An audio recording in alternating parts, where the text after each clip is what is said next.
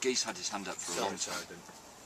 Yeah, just I'm encouraged by what you say that you think Occupy has a role in terms of raising consciousness of the power of the supranational power of the markets. I think that's very encouraging. Any tips for us on how we go about that process of raising consciousness?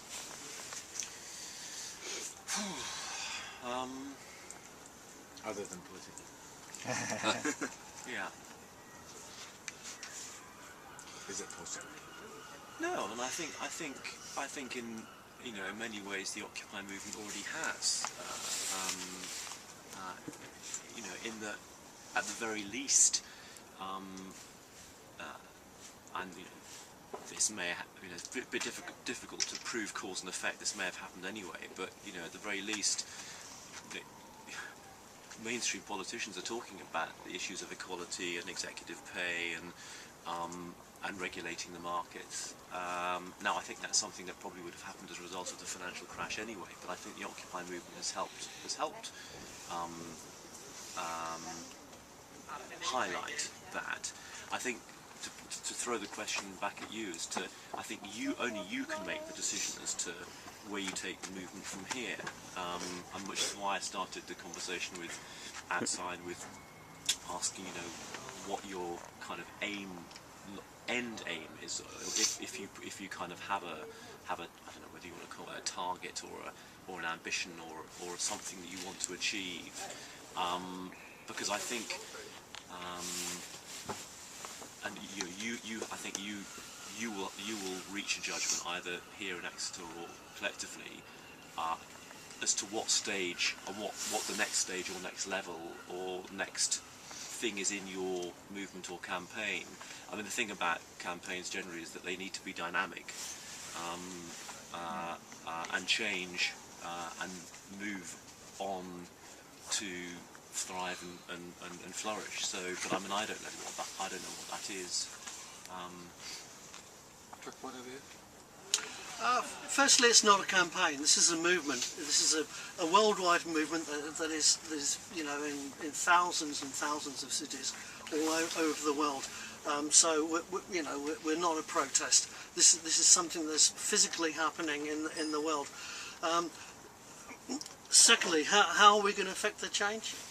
Well, we don't know, but at least we're sitting out here and exploring the ideas, and we're exploring it in a new way. And I come back to the idea of consensus rather than representative parliamentary democracy, and also that we are actually getting together as groups of individual camps and actually forming webs of governmental webs that actually in a future society actually may become the new way of ruling places. So parliamentary democracy, watch out. We're not going to take you away. We're not going to come and chop your head off, don't worry. Yeah, sorry, Eamon.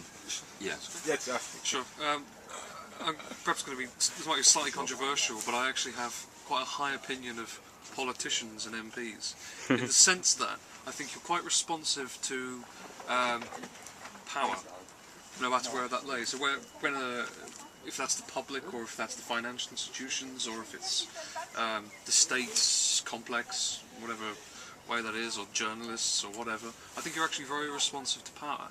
And I think that it's because the people don't have the power, in the sense that they don't either combine or understand or realise just how much power they have. Because I'm sure as you you and your parliamentary colleagues would appreciate back in August, if the people decide to disregard the power of the law, for example, then decide to riot, there's not really anything you can do about that.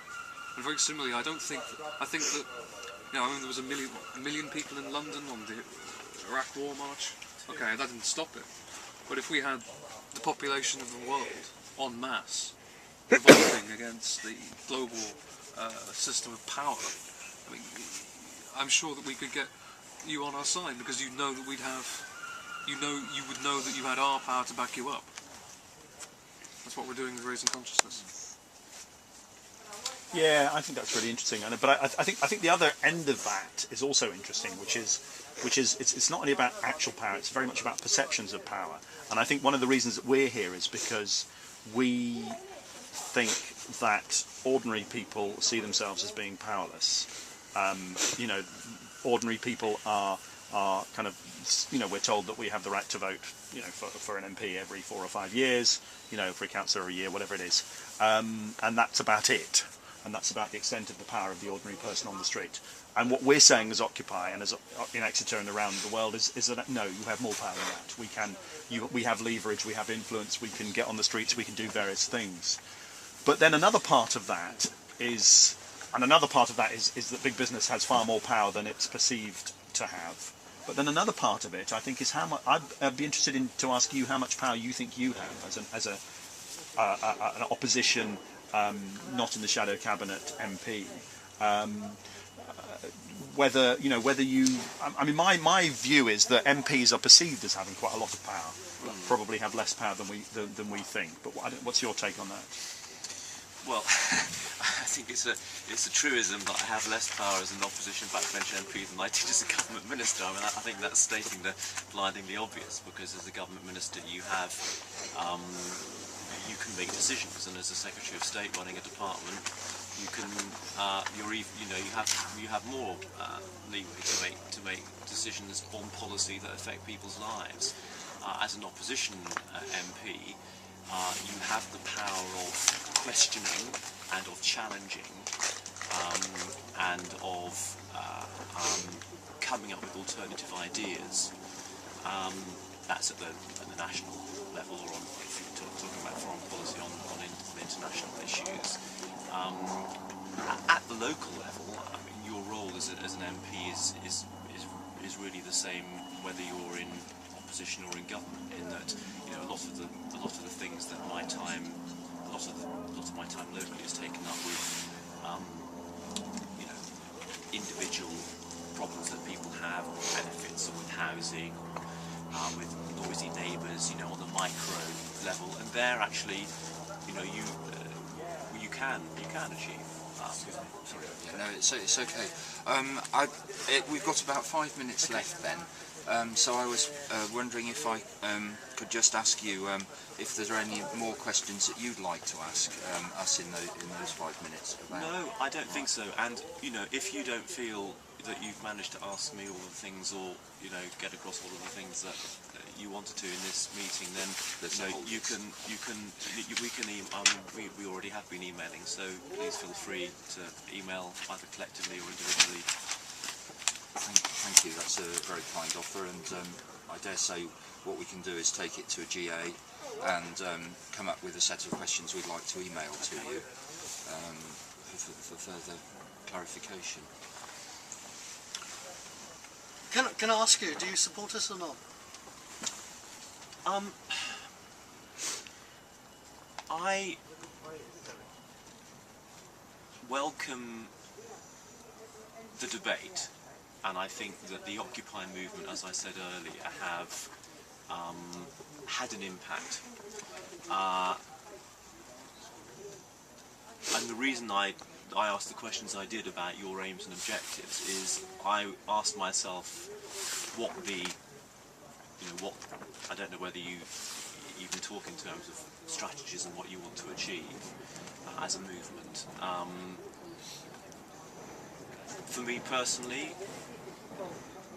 to achieve change, I would choose a different route. I would choose the representative democracy route, which is why I'm off, knocking on my constituents' doors for the next 6 hours a day. But I respect your choice to try to do it this way.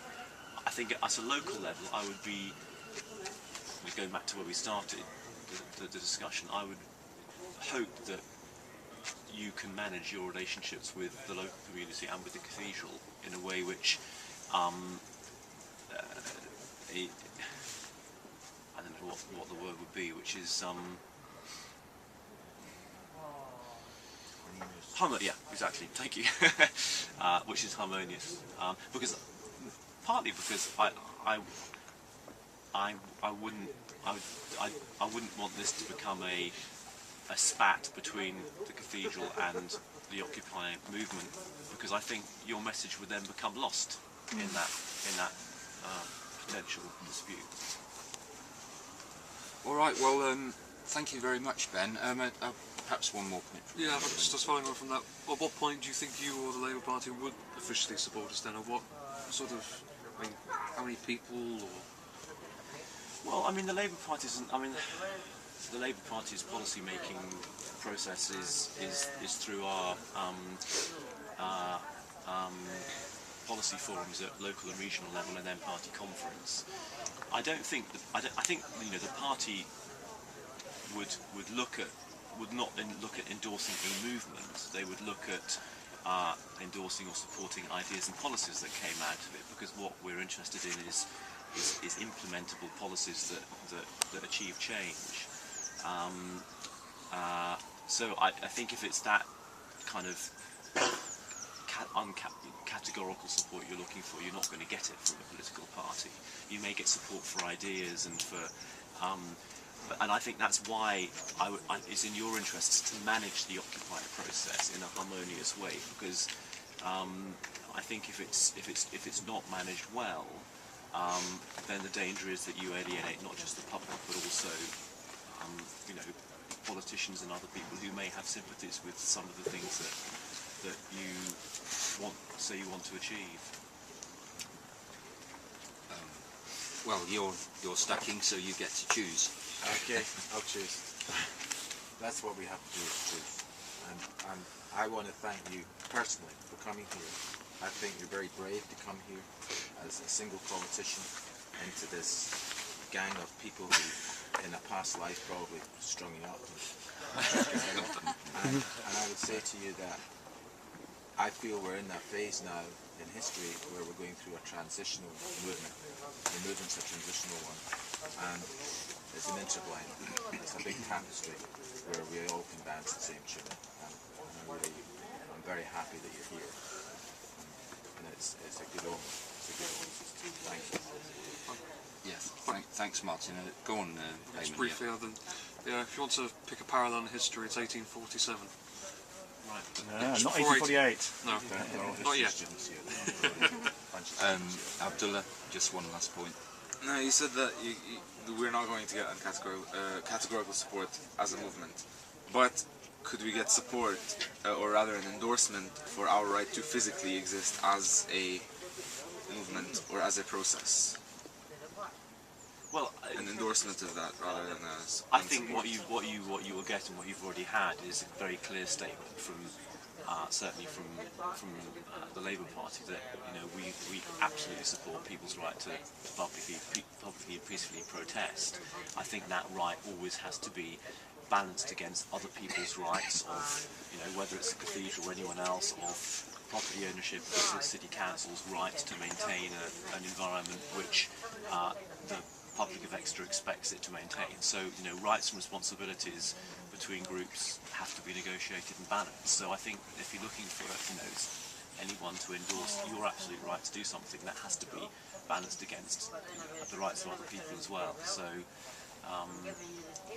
and you know, going back to your point about thanking me, I thank you for organising this, and also, I mean, I don't know how much you followed my years as MP for Exeter, but I've been in some quite sticky situations, not least with the fox hunters on the number of occasions where I was physically assaulted and beaten up several times. So I'm quite used. I'm used to much more hostile environments than this.